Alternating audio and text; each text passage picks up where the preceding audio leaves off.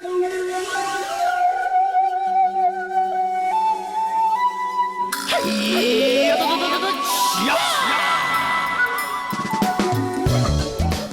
talked a lot about Kirby.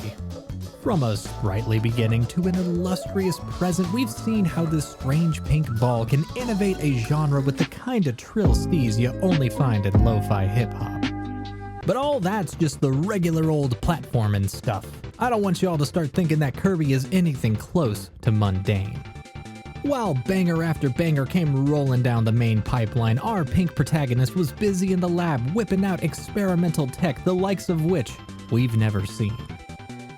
That is, until today. I want to take you down the road less traveled, dipping into an appetizer of handheld oddities with a 3-course meal of wild-ass games. Sometimes stellar, sometimes shocking, but most importantly, they're usually unusual. And what better place to start than the handheld that started it all? Throughout the 90s, every Kirby spin-off followed the same MO. Take a successful game and put Kirby in it.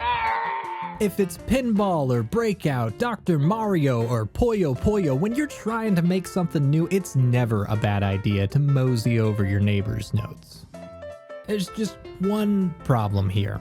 There's nothing interesting I can say about these titles. Better YouTube boys than me have tried, and I'll be honest with you, I don't think either of us want me to waste your time like, Kirby Pinball, it's a pinball game created to capitalize on the pinball craze. Now we can skip all that. Instead, let's have ourselves a good old-fashioned lightning round. I'll load you up with all the info I can dish out in a single breath. Ready?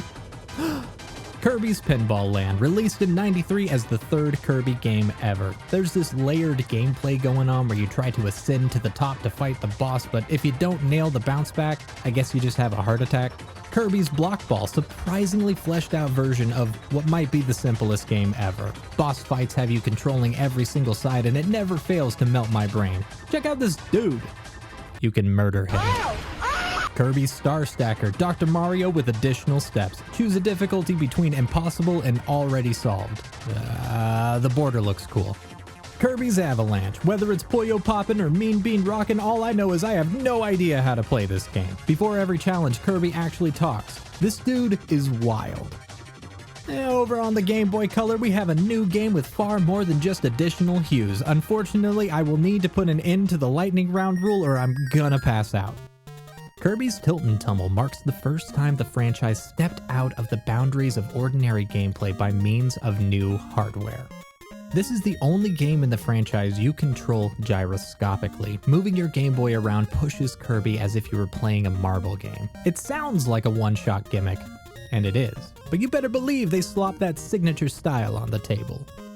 They've reworked a lot of the tried and true. Familiar faces fill the hallways you roll down, flying sections where you puff clouds like a middle schooler in an Affliction shirt, all the whimsy and wonder you'd come to expect.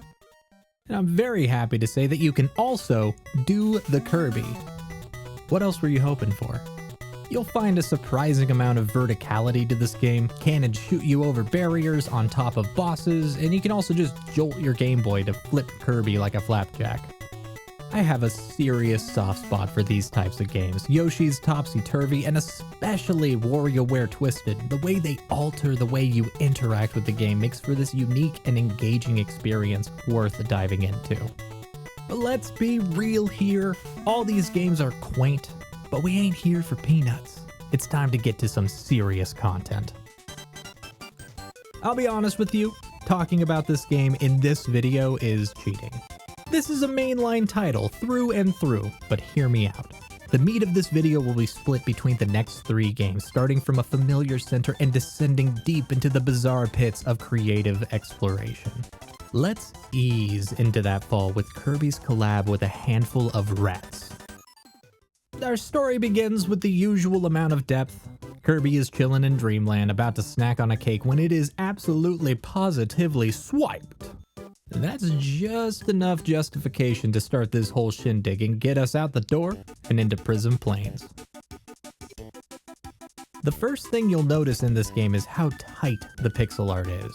While we're still following the Superstar Handbook, the density and complexity in this environment is second to none. perfectly captured backgrounds collide with beautifully textured platforms, all taken to the next level with your abilities dynamically interacting with the stages. I don't think we give the DS enough credit for being the de facto SNES follow-up. Some of the best looking sprite work we've ever seen was dropped right into these cartridges.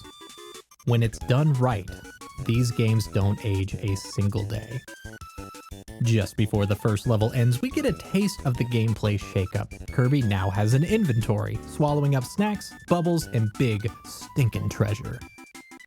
You get 5 spots in your tummy, all controlled from the bottom of your screen. You can tap bubbles or snacks to use them, or try your luck with a combination.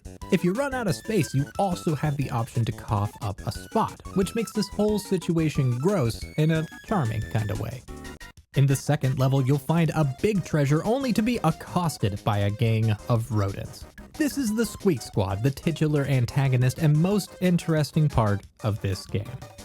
Anytime you grab these big chests, you'll be harassed by a rat. If they hit you, they can snag your loot, and if you don't do anything about it, you can kiss that reward goodbye. This is a really huge consequence. At the end of each level, you'll get this fanfare where the treasure is revealed, with health upgrades, new attacks for all your forms, and a whole slew of cosmetics to customize. This creates a beautiful balance in each level. Kirby has always had a disconnect when it comes to difficulty, mostly with being able to fly over anything tricky, but by adding this urgency to any given moment, you are pressed to engage with the content at hand, perfectly setting you up for the intended pathway without adding unfair consequences. This is made all the better when you see how much effort each level gets. Just in the first world, you roll through hills into tunnels only to end up in this ornate castle. This is where you face off with Dedede, keeping in line with the fake out endings we've seen, I don't know, like 6 times now. The surprise twist on this menu is that Kirby's #1 frenemy is not to blame. Considering that we've just been accosted by a gaggle of rats for the past half hour, it might come as a shock that those dudes might be the bastards in question. But never fear, Dedede picks us up and hurls us directly at the enemy, crushing through his home and spiraling us down into the real game. One thing I really like about this title is how quickly it gets you through the usual content. Even if you've done it a dozen times, playing through a Kirby game without a laboratory or lava world, that'd be a huge bummer. Nature Notch makes a grand compromise, taking all the classic cliches and stuffing them into one world to give you something familiar while you're still warming up. This isn't to say it's all old school. 2 new abilities hit the ground running with surprisingly dense gameplay challenges. First, we have Bubble, an ordinary projectile power that's kinda mediocre but comes with a massive maneuver to make anything you hit turn into a storable item. Getting this early in the level can be extremely beneficial, letting you stock up on powerful abilities you'll need later. We also have Animal, allowing Kirby to finally slip the mask and don the pelt of a fallen foe. The attack might be so-so, but it really shines in utility, allowing you to dig through any of these dirt patches that always have goodies stored beneath. Sometimes this level interaction doesn't work out. I tried out Ninja at what might be the worst possible time, sticking to the wall and watching my big money slip through my stupid fingers. This feeling is the worst of the best this game has to offer. If anything, it's showing that the formula is effective. To get a little revenge, I use my ninjutsu to strike down Mrs. Moley and rise up the ranks of cushy clouds. From here on out, everything is going to be a little more complex and a lot more colorful. No longer will you see stock, standard areas. Even under the cloud motif, you have mountains and rivers, marble temples, and lush forests. This doesn't even account for the actual gameplay. They finally take off the training wheels and let you get your money's worth. The last 2 bosses have been your good old basic tiny little enjoy the game kind of content. This is where we meet up with Krakow. Why don't you take a seat and check this out real quick.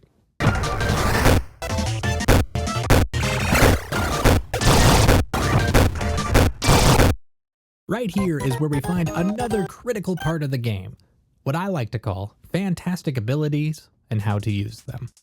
If you give me the option between fire and tornado, I'm gonna pick fire every time, mostly because it's easier to control and I am terrified of change. Little did I know that I was choosing between precise platforming hell and automatically winning the fight. This game forces you to open your mind and approach in new ways. A risky gambit, but one that pays off beautifully. The fourth world is Jam Jungle. I'll be honest with you, I totally forgot about this whole segment until I went back to look at my footage. To be fair, I do like how they've taken this Aztec template we've seen before and fleshed out the surrounding areas, transferring from this extremely primal landscape all the way to a futuristic nightmare vibe. They even end with the one, the only, robot crab battle, baby! Yeah, you already know how this goes. A few seconds in the tornado and it's lights out. The next two zones cast a stark contrast. Vocal Volcano tasks you through erupting innards to find the castle core within. Ice Islands cuts through the snow-fallen forest. Look at how crisp this is. What else do you want? This area ends with the first important fight, putting you up against DeRoach. As tricky as this encounter can be, it's only a matter of time before you best the rat in the hat and get your cake back. Psych! Meta Knight slides in and takes the treasure away, making you look like a fool. The 5 bosses permeate a powerful force to open up the gateway to the final act of this game. Secret Sea might be the least sea I've ever seen in a sea level, mostly casting amber vibes up through the clouds and climaxing with, wouldn't you know it, a big-ass Meta Knight bash. And by this point, I had the secret sword technique, and buddy, I was ready to swing. Finally, we win. And as we all know, these games always only have 7 worlds, right? Right? So, DeRoach is infected with evil and we have to exterminate him. That's a bummer, but if you FA, you gotta FO. Put on the good music! Off the bow of the halberd, through meteor showers and Milky Way wishes, you power through to the final gambit. You beat up the bad rats, stirring all the cosmic negativity into the true boss, Dark Nebula. You can tell this is for really real the ending by the addition of a brand new ability. I say brand new, but it is in fact that magic wand thing. This ability is such a power hike that it makes this encounter easily crushable, banishing the darkness from the cosmos and sending Kirby back to a peaceful dreamland. But they straight up don't give Kirby the cake back. This is the worst ending. Nah, I'm just kidding. It's a sentient slice and wandered on home after you. This is the end. Really? Alright, I'll keep it real with you. This is a Kirby game through and through. The first addition to the DS roster made with the classic bones we've come to expect while fleshing out the gameplay with minor twists and interpretations. It's also one of the best Kirby games I've ever played. I don't know why this title doesn't get more attention in the grand scheme of things. I just hope that these good vibes settle inside of you. Enjoy this moment of relative regularity. From here on out, it's about to get funky. Up next, we have the first game in the franchise to hit the Wii. That's right, it's Kirby's Epic Yarn, a title some of you are extremely ready for me to talk about. See, this was way back in 2010, back when you could refer to something as epic without even a smidgen of irony. It was a different time. Out of all the Kirby games I've gone through, this is the one I was most curious about. The fan base seems split down the middle, landing on either a 10 out of 10 best in the series, game of the year position, or this good old this is where it all went wrong kind of mentality. Where do I land on the scale? Stick around to find out, I'm not telling you. They waste no time getting you into the thick of things. Some dude is turning folks into yarn, considering they're all just cardboard cutouts. You'd think that wouldn't be a big deal, but now the ground feels like pants. And there's an adventure to be had. You save some guy called Prince Fluff, introducing themselves as the second player of the story, and after that, the game kicks in properly, but certainly not traditionally. You want to talk about breaking out of the norm? How does this sound? No abilities, no hover jump, and most egregious of all, no suck and blow. Patch Castle has all the instructional greatness you'd expect, only this time they're teaching you completely new foundational tools. Kirby only gets one jump now, but being a being of yarn, you get transmogs on the fly, parachuting for slow fall and bringing the hammer down for maximum crunch. Most interestingly, they've totally replaced the suck with cowboy wrangling action. Now that everything is born from a spindle, you are free to pull on the seams of a level, swing from rivets while unraveling the life of an unsuspecting enemy. You know, just to keep on brand. We beat up the cutscene bad guy and find a piece of magical string, of course. This ties the fabric of reality back together and allows us access to the first world. And there was much rejoicing. I am so happy to say that Grassland is the weakest part of this game. This area right here is where Epic Yarn gets a lot of its detraction. The baseline difficulty is ridiculously simple, and paired with the cutesy aesthetic and inability to die, you would be fair in assuming that this is a baby game, designed for babies. The best word I could use for this opening is meandering, so lackadaisical that a part of me was considering doing a complete pacifist run, a thought that was immediately dashed when you transform into a mecha tank. This was your first clue that there will be more to this than meets the eye. They might keep in line with the flowery environments, but you'll see them slowly start pulling away from the passé. From castles to meadows, a flower fortress and beanstalk storm, and pulled through with a wild wave race as a surfing penguin, it doesn't take very long for this game to warm up. And warm up it will when you face off with the boss, a big-ass dragon with reckless abandon. Every boss boils down to a puzzle I like to call Find the Weak Spot, treating them like the lead singer of Korn because, baby, it's too late. They're coming undone. You always get a little interlude with each new zone you unlock, building up the relationship between Kirby and Fluff, which is all the better when you're not doing the co-op, as it makes the prince seem extremely lazy. Rolling into Hotland gives the game a chance to show some grit. Enemies finally attack, and the platforming can and will catch you off guard. The only consequence you'll find is a loss of gems. And this may seem like a non-issue, but I cannot even begin to explain to you how frustrating it is to watch these jewels disappear. You would think this kind of area would stick firmly in the lava category, but the range of originality refuses to yield. Caving through crystals, dancing on dinosaurs, you honestly forget the whole hot thing until you face off with a patchwork pterodactyl. If you really dominate a boss fight, you'll get an additional medal to go with your rank. This will get you access to the bonus levels. And this isn't subpar content that didn't make the main roster. Some of the most creative and fun levels this game has to offer are tied to these bonus bits. The post-level cutscene clues us into the ongoing story back in Dreamland. See, this dude with the sock is Yin Yarn, bad guy sorcerer causing trouble for big boy Dedede. Overall, bad vibes. And while these little bits of story aren't exactly the most brilliantly produced pieces of content, it is charming in that weird little Kirby way, perfectly motivating you to dip into Treatland. There was a slice of time back in the late aughts and early 10s where every mainline Nintendo game had a dessert-themed world, but much like school lunches, they were taken from us and replaced with healthy, whole food obstacles. I'm not the kind of guy to get all political, especially considering that I chose to spend my adult life traversing around toy factories in a non-real world, but the lack of ice cream platforming in our current society is an unrecoverable shame. As for the actual game, this landscape is the most grab bag of the bunch. Toys and treats, music and mushrooms. At this point, it feels like this game was given carte blanche as far as creative direction, and it's certainly paid off. The boss round here is a ghost with a lottery machine, finally dawning on the audience that this isn't a treat world. It's a Vice City. Waterland has one of the most subversive openings for a tropical setting. Normally, worlds like this would open in full form. Peak sunlight with an island rhythm bumping you forward, but not here. It's the dead of night, almost lulled to sleep with this kickback soundtrack until you finally pull the clouds away.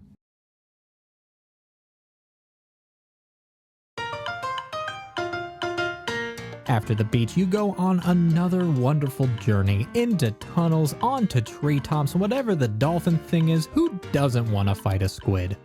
And getting all this watery business sorted drops us directly into a snow section. And this is a whole hog winterland, by the way. Cozy cabins with the Christmas trees while navigating these huge cabins, all tied to the soft and friendly soundtrack. It's probably the best level in this game and makes me wish we had more holiday levels in Nintendo games. Once you get a handle on the sled rides, you can finally face off with the one, the only, Triple D. I see why they don't call him that. This fight took me a lot longer than I think it should have, but you can bet Prince Fluff popped off once all the hard work was done. If anything, this difficulty was just a taste of the next few levels to come. Future City. Yes, my least favorite part of the game. On an aesthetic level, it's a neat idea, though I don't think you can ever truly pull off that dystopic cold steel feel when all you have in your arsenal is corduroy and yarn. In all senses of the word, this game plays simple, but these levels are complex. You don't truly have the resources to tackle faster-paced platforming, and it really comes to a crashing point right here in Neo New Tokyo, or whatever we want to call it. That's not to say that this is bad. Nothing is ever truly bad in a Kirby game, it's just that a part of me thinks these levels were made to get me, make me look like a fool for the world to see. Look at me losing all my gems inches from the goal. It's so gnarly, I'm gonna censor it. We finally face off with Meta Knight, the pigeonholed penultimate boss fight. He doesn't even do that thing. You know. After this fight, he immediately comes to our side, explaining the story that we already know. It's here that Prince Fluff reveals that he also had a sock, because socks come in pairs. For as silly as that is, I genuinely think that this is a stone cold line. What other series can pay off a twist with a pair of socks? And I gotta say, a final journey through Dreamland is the best way to tie this game together. Getting to face off with Wispy, flying up the skies to meet up with Kracko, they even have DDD's Tower of Power. The final battle finally comes with surprisingly little fanfare. If I was being completely honest with myself, the entire ending comes quick and leaves without much impact. But I can say one thing. Kirby's Epic Yarn is one of the freshest, most innovative titles in the franchise, and it is one of the best games I've played in my journey through every title. I can only hope that from watching this footage, you'll get the itch to give it a try. But even with all the new and unique aspects to this particular title, it doesn't hold a candle to the strangest game on our list. Some of you might think that I'm about to talk about Canvas Curse, but you already know your boy is gonna fully send it all the way with Kirby and the Rainbow Curse. I don't know if I've ever split my opinion on a Kirby game as hard as I have with this game. When I think about this title, some of the highest praise and harshest complaints rise up from the depths of my soul in a feverish boil. But I'm getting ahead of myself. Let's do the whole rigmarole before we get rolling. Kirby and the Rainbow Curse is the one and only Kirby game released for the Wii U, a console marred by fantastic franchises using this catastrophic platform as a springboard for new ideas. I've hesitated to play this game for years now, a reluctance that comes from a few factors. I always try to avoid these stylus-heavy games because I am unbelievably left-handed. You ever try to play Kid Icarus Uprising? You gotta pay more money to get this hunk of plastic, and it's like I'm being punished for the way I was born. Luckily, this isn't an issue here as there are no buttons to press, but you couple that with the fact that I can't draw my way out of a kindergarten class and you're left with the game genre I least want to play, other than MOBAs. But today is a day of pushing boundaries. If I have to overpay a scalper to get a game that's literally 3 hours long, I reckon it's my divine intervention. We ease into motion with Kirby chillin' in Dreamland, completely recreated through claymation. I can say without any hyperbole that this is one of, if not the best looking game in the franchise. We've seen this stop motion aesthetic before, mostly in really awful games, but this genuine clay looking cutscene animated on the 2s? Man, it really makes me wish we had a traditional Kirby game with this art style. But we aren't here for tradition, we are here for conflict. A screaming comes across the sky, sucking the land of all pigment while literally throwing hands. It's here that Kirby knows the task ahead, cutting through the air into the next big adventure. This game does a great job explaining the somewhat esoteric controls. Tapping Kirby rolls you forward and drawing lines create bridges of freeform movement. And that's just about all you need for the rest of the game. From here on out, you'll be rolling through incredibly dense environments and enjoying the drop-dead charming atmosphere. Every level ends with a Wheel of Fortune. This is one of those games that hides a secret unlockable in a final roulette, and if you're anything like me, you'll just get nothing. The setup is so simple in a way that perfectly complements the layout of each stage, showing off this boundless creativity with obstacle interactions. Blocking waterfalls and crunching sand always feels amazing. This is great news considering how concise it is. 7 worlds in total and each one only has 4 levels. That includes the boss, which only has a fight as far as content. And who doesn't love these additional features? All the treasure chests lead to figurines posted in a kid's room and rotated with a stylus so that you can really get a feel for how much effort went into each and every element of this game. This now ends the happy-go-lucky positive stuff I have to say. There's one big elephant in the room, and by God, we're gonna talk about it. No matter how visually stellar this game is, after the glitz and glamour go away, you are face to face with what is simply a nightmare. A nightmare you can never wake up from because it is embedded deep into the core of this game. That's right, the controls. Not being able to directly control Kirby and have to tap to roll to set up your rainbow ropes to victory feels like a mental tug of war. Sure, this is breezy at first, but once they bring in enemies, traps, and bottomless pits, you are going to start failing. And when you can't have any direct input, it never feels like it's your fault. What's worse is when they start with the auto-scrollers. Failing to draw a perfect line will get Kirby trapped into corners and you constantly bounce off surfaces and turn around just to fall into pits because the rainbow rope refuses to register at the corner of your gamepad. Each new boss fight is spongier than the last, all tied up with the same puzzle mechanics that leave you gasping for air in tight encounters and forced restarts when you get bad RNG. By the time I made it to the 4th world, I was falling off into space, getting crushed into corners, and when I finally made it to the boss, it's just wispy again with incredibly aggravating super armor mechanics. In all my time that I've spent playing Kirby games, I have never wanted to stop until I reached the goal. That changed today. I stopped having fun, and I knew whatever was at the end of this rope was not going to be worth the effort it needed. And for the first time, I simply stopped playing. I don't take away any malice from this title, nor do I think that there were any mistakes or wrongdoings. If anything, I think we've all seen the power that a title like this has. When it comes to the status quo, the big AAA farmers of the industry, everyone seems so dead set to stay in the box and maximize profits. We won't see another Mirror's Edge, Dead Space, or Psychonauts. We will only see the children of successful games as the risk of originality is far too steep. When I see developers take a dream as wild as Rainbow Curse and bring it to reality, the results are secondary to the ideas nurtured. Every part of me is happy that I exist in the same world this game was born.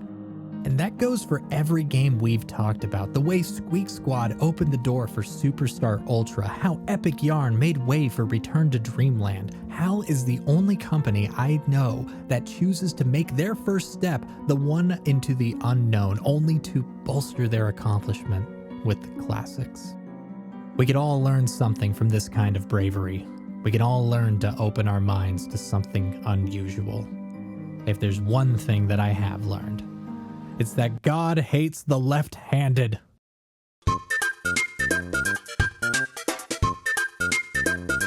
Alrighty. I want to give a huge shout out to Booger Boss, Brumna, Lee, Post Mesmeric, Seth Peacock, Thomas, and Vindalin for their support on Patreon. If you would also like to support the channel, check out the Patreon, check out membership on YouTube, and hey, check out the Discord. That's where we like to hang out. I cannot tell you how happy I am to have this video done. It's not the most difficult project I've worked on, but it is by far the project that has run into the most difficulties while working on it. But more importantly, we are almost done. There's only a few more Kirby games left to go, and then we have covered every single game in the franchise. In my mind, there are 3 to 4 more videos that I want to make, as in how important that they're going to be and what I think an interesting aspect to tackle would actually be regarding Kirby. I'm really excited for you all to see that. But you already know the deal. I appreciate you. Thank you so much for watching. Please stick around. New content will be coming out soon, and I hope you have a great day.